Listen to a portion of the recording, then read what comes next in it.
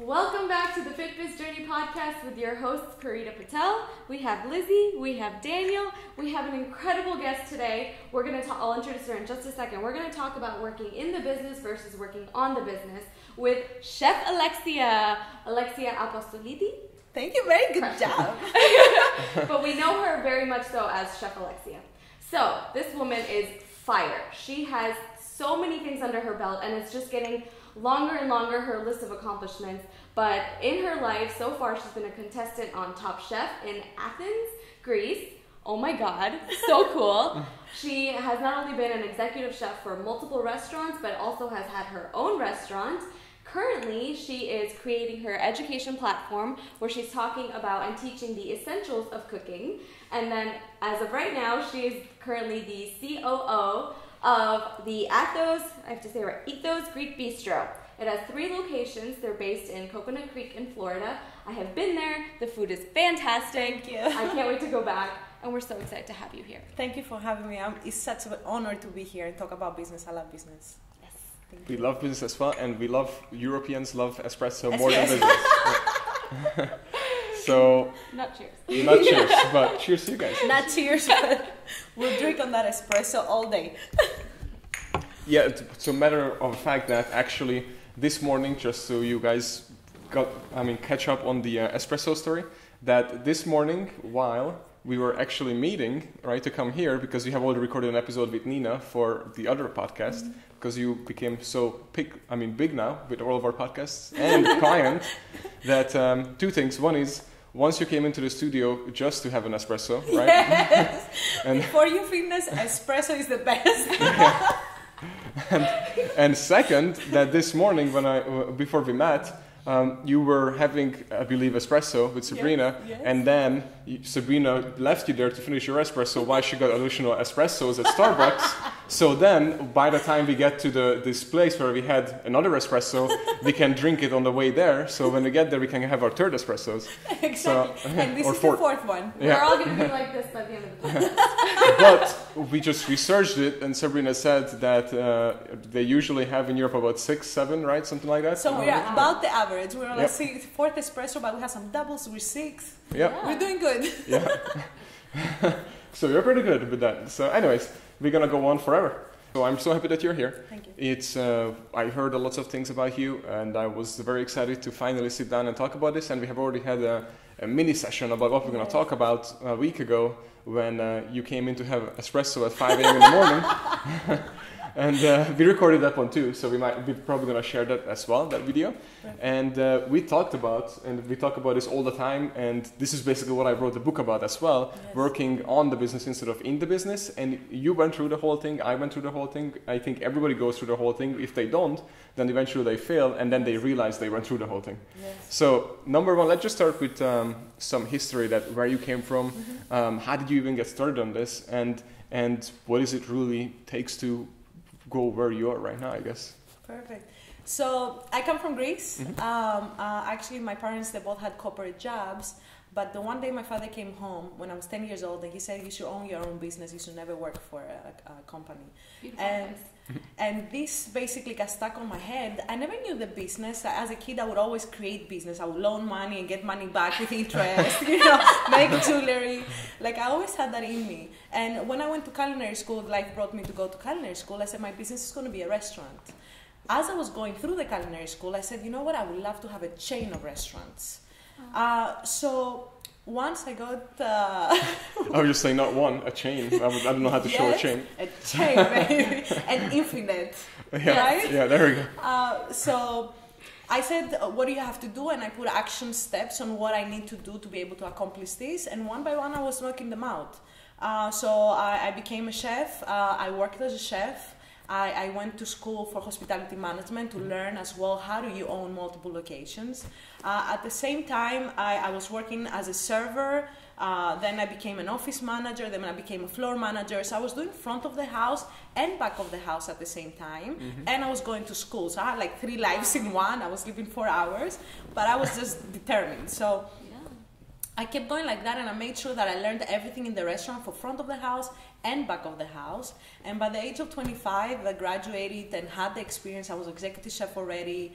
I said, you know what, I think I'm ready to do my own thing. And before we get into that, you working in, on, front, back of the house and everything.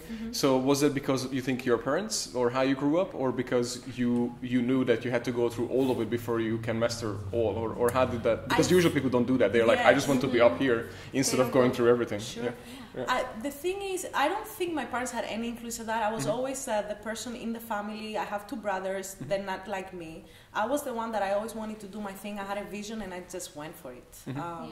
And I always said my mom would do an exercise when we were kids, and she would tell us, write your goals down for the summer, for the winter. So every quarter we had goals. Oh my God, I love your mom.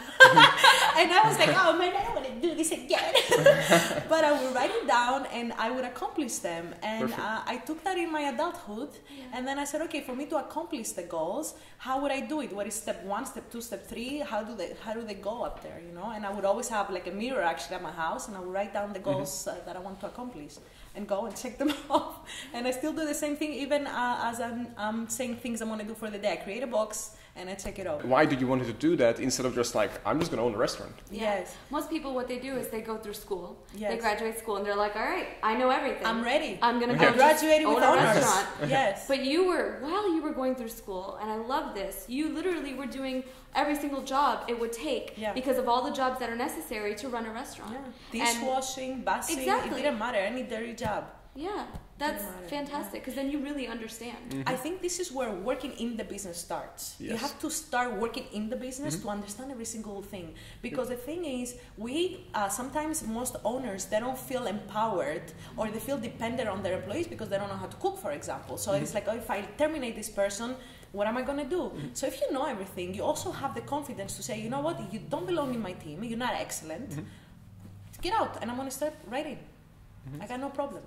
As I'm not about terminating people, I'm always about developing people, but I also like that I think people respect you if you worked in the business as well. If you have worked in the business, you have validity when you're saying something. If you have succeeded already in that position, they're going to listen to you and they're going to respect you. So that's important. Well, look at the example of that. I mean, that's why in big companies where new executives come in who are brand new to the company, then usually they have to earn their respects first, because what happens is, unfortunately, is that they come in, let's say we have thousands of locations today and we would hire somebody really high up and then come into the studio and then call out the trainers on things that they do. However, the guy has no idea what he's talking about because he had never went through any of the options, but the trainer would be like, F you, I mean, I know what I'm doing.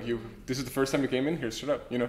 But that happens all the time, by the way. I mean, not here, meaning like in business. I actually, the continuation of my trip is that after I owned my own restaurants in Greece, we had the recession. I decided to sell the company and come here.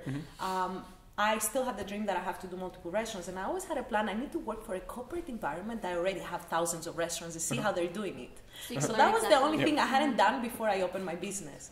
So life brought it that I came and I got a job with a corporate environment that had multiple locations. And we had that occasion happen one time that somebody came in, they just happened to be an executive, but they had no idea about restaurants. So it was very hard for them to understand what the people are going through in the store and be able to accommodate them so they could have better results. Absolutely. Let's backtrack a little bit. Can you talk a little bit more about before you came here? So you briefly just mentioned it, talking about the recession and closing that down. So can you tell us a little bit about that? Sure. So about 2008, I moved back to Greece, and I remember I put my bags down and I said to my parents, hi, I'm here. I'm going to have a cooking show and I'm going to open a chain of restaurants. And they looked at me, they're like, poor girl. Here she goes again. And that's exactly what I did. I found the location. I said, this is a perfect location for what I want to do. I dedicated myself in that. I opened the first business. And as soon as I opened, within a month, suddenly overnight, I remember watching the news and they said, Greece is in recession.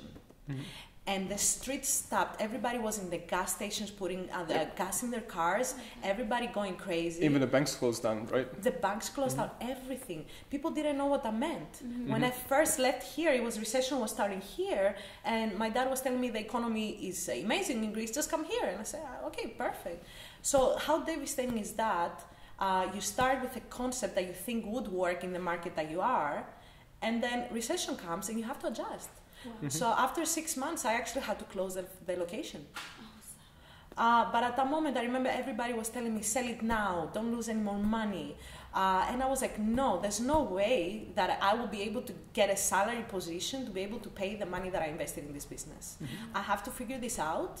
And Greek people, they love Greek food. They don't want the concept that I had on a recession. And I said, you know what, I'm just going to take the sign down. I'm going to put a new sign up. That was $1,500. I'm going to do a different menu. Is Greek you want? You're going to have the best Greek food you're going to have in your life. For less money, right? For because less of recession. money, yes. Because my check average initially was $25 a person. And I said, I got to bring it down to $5, $7. Yeah, that's a lot. Wow. Yeah. So I had to adjust. That moment is, as owners, we have to not think about our ego. You know, as a chef, I was like, oh, I'm going to do Greek street food. But I didn't think that way. I said, now you're an owner, you're not a chef. So, guys, what she just said is basically what makes the difference between a business that is become and stay successful versus the one that goes out, like Blockbuster. Because what happened, and Toys R Us and all this, because what happens is that what you did right, is, if you guys didn't catch on it, that you had a business plan that you were working towards to, and you didn't give up. Even everybody said that you need to give up, sell, and all these things. And you heard them, you listened to it, you didn't ignore it. You were learning from it what's coming, and you just did not ignore basically what was in front of you. You were learning and figuring out what you were going to do instead, and completely changed the business around it, which if a Blockbuster or even Toys R Us would have done, they would be still around today, but they completely ignored it. So you didn't ignore it, you actually learned from it and then reopened, and you thrived. Yes, They would have done the same thing, by the way. But they just ignored it. Most people ignore it, by the way. So that's a huge deal. What you just did. It's our ego gets in the middle of it, and they don't even recognize that that's what happened. They're like, oh, I have a plan. I'm going to execute. That's it. And I executed and I did my best, but you didn't listen. But yes, you have to. Well, I feel like I say this almost every episode, but it's and I know it's cliche, but the only constant in life is change. Yes. So I mean, you have to be able to. We have to adjust even now. We were talking a little bit earlier before we started. Before there used to be TV and people would try to put like a commercial on TV. This is a commercial right now. You know, we could create our own future. We're in a beautiful era. Beautiful, fantastic. Exactly. We're so lucky. It's the best time. Absolutely. Where I bring this up sometimes that you know, because people say that, oh, back in our time we didn't have phones or internet and we actually had to speak to each other. Yes. And I'm like, a speaker said, and I did remember this too, doing that during the school when I was in school and didn't have a phone or anything. You would have to tell your friends that, listen, we will meet at the mall in front of Toys R Us or whatever at 5 p.m. and then you go there. You wait that it's 5, but you don't know that Steven, your friend, gets stuck in traffic with your mom for 15 minutes. So you're just gonna leave, and I'm like, oh. And the next day, hey, what happened with you? I was like a few minutes late. I'm like, shit, I was waiting for you for the other place or whatever. Like, you know, and you can't communicate or anything. And that's nothing. You know, we had the war, we had so many things, and people today just like talk about that. Oh man, today sucks. And I know this is the best ever. It was never this good. You went from basically working every single things in the business and then going on the business and then of course step back when needed to, but show the team that you are there and you don't not afraid to get your elbows dirty. Absolutely. And then on top of that, what I wanted to say is that why do you think that is? We talked about this in the morning, and you know what I'm going to ask right away is that why do you think that when we get really good at something, let's say personal trainers or doctors or airline pilots, chefs, they're really good at one thing, which is, let's say, training clients, serving food, taking care of customers, patients, all that kind of stuff. And all of a sudden, because our customers or friends, family, and even ourselves start saying that, oh, I'm so good, I should have my own business, let's open it up. However, as everybody knows, that what you're doing currently has nothing to do whatsoever what you need to do when you open your business, and you have went through that, right? Yes. Yeah. A lot of restaurants are basically an example of that. The chefs or my mom knows how to cook amazingly. They open a restaurant and then they close, and it's so sad because you put so much energy. It's like your child and money.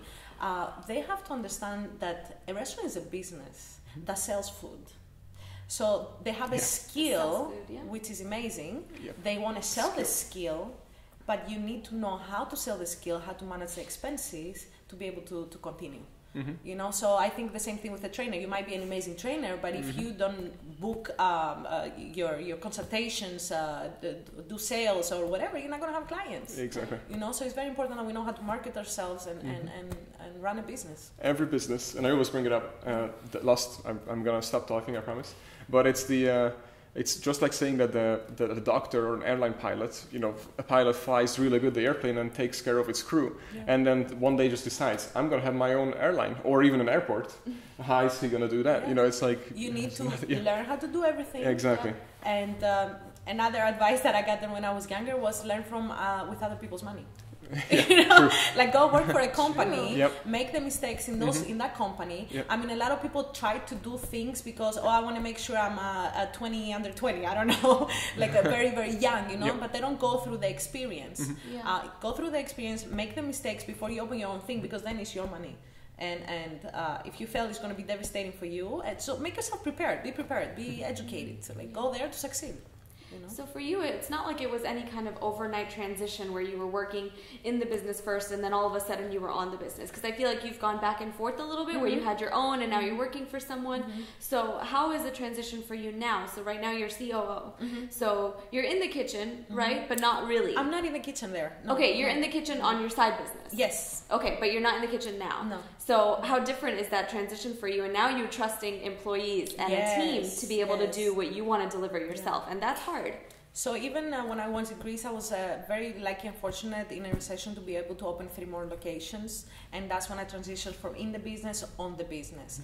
I think most people are afraid to teach other people their skill. And I'm all about learn everything I know. I want you to know it because that's going to make me go do something else. And that's so exciting. So please take what I know. Take my cooking skills, take my management skills, take my leadership skills, just take them. So I'm very big into training people. That's my number one focus. So as a leader, my focus is people. Beautiful. And their focus is the customer. Yes. So you guys make sure to take note of that. That's very, very important. Yeah. It's because most personas make the mistake that, I mean, gym owners, that they actually step out of their role of not managing, basically leading their team, and they step in and take care of the customers instead, which is why they usually fail and get dragged back into the business. Yes, it's like our focus has to be on the people, so they could be doing that. And growing the business in general and bringing more leads in and things like that. So basically, that was the way that I was able to transition to own the business, and obviously working for that corporate environment that made me even stronger. I was able to know how to do 20 restaurants. I was ready for 50. I was like, I'm on it. Like I want to do it, and it's so easy. I remember my days were easy because people were empowered. People I had given them, please take the power and make a decision. And you're going to make a mistake, but I'm going to be right next to you. If you need something, I'm going to teach you. If you feel weak, I'm right here. And one thing I always do as a leader is if people ask me something, I deliver immediately because I expect the same thing. I expect quick delivery. So I have to be the same way. If somebody needs me and if I have to step in the kitchen because they're short and we need to serve the customers, at that point I become a person as well. And I'm going to be as fast as you can. I'm going to deliver, but then I'm going to question you. Why were you short? Oh my God, Alexia, can I just say, you have the most bubbly, beautiful personality, and I'm like, my heart's like, love you, but then the minute you just turned it on, I was like, there's a little fear. I felt a little fear. I'm like, I'm not ever going to be late for anything with her. And that's fantastic. You know what, but I'm not into fear. I'm not into, like, Absolutely. We lead by fear. We have to lead by inspiration. We need to understand how serious it is to serve our guests. Like for that, I'm very serious. I don't take that we bring out bad food. I remember as a young chef, I was not into people back then. I would say, take this back. How do you expect me to serve this to the guests? How dare you give this to me? I was so like, I want excellence. And you're representing me now that you're cooking. You gotta represent me in the same way. Now I learned to say, you know what? We made a mistake. How do you think we should have corrected it? I like to ask questions, interview. You got to start thinking. We got to teach people. Beautiful. Great. We have to teach people how to think because I cannot make the decisions for you. I got to teach you how to think to make the correct decision. And I have to inspire you to care, for you to understand the importance and the respect that we have to give our guests, our fellow employees. So I like to provoke thought and just make them independent, basically, and let them know that I have your back if you need anything. Yeah, it's fantastic. I think that's the way that I transition outside. And now, even though I'm CEO of a company, I feel like an owner. If you ask me if I own Ethos, I'm going to tell you I don't, but I do in my heart. And hopefully at some point I would love to be a partner. So I'm doing the best to be an owner. Mm-hmm. Yeah, I feel that way about Hyde Fitness. Yes. My home family, everything. And we want, as a company, we want to give a part of the business to actually the leaders of the company. Yeah. So what? Because we have to wrap up pretty soon. What would be the number one giveaway that you or advice that you would give to any person who would like to start their own business? Work in the business until you're excellent. You have make all the mistakes. Like I mentioned earlier, work for another company and make more mistakes. Have a mentor. It's very important. And I know you love mentoring and coaching. I completely agree. And then take yourself outside and give power to the people that are there. Because when you were in it, I'm pretty sure that you were an owner. So you got to expect the same thing from your people, that they could be an owner. And if they're not representing you in excellence and you have tried your best, and they're not performing, they gotta go and you gotta bring somebody who's the same like you. Not the same, they could be better than you. Sorry, they could be better than you. But don't allow mediocrity in your team, because that represents your results. Exactly. And then where can people find you? So chefalexia.com is my outside business, which is my personal business. But you could find me in Ethos Creek Bistro in Coconut Creek, all around the 3 locations. And hopefully we'll have 50 locations soon, maybe down here in St. Pete, Tampa. We're trying to expand. That's awesome. That's awesome, yes.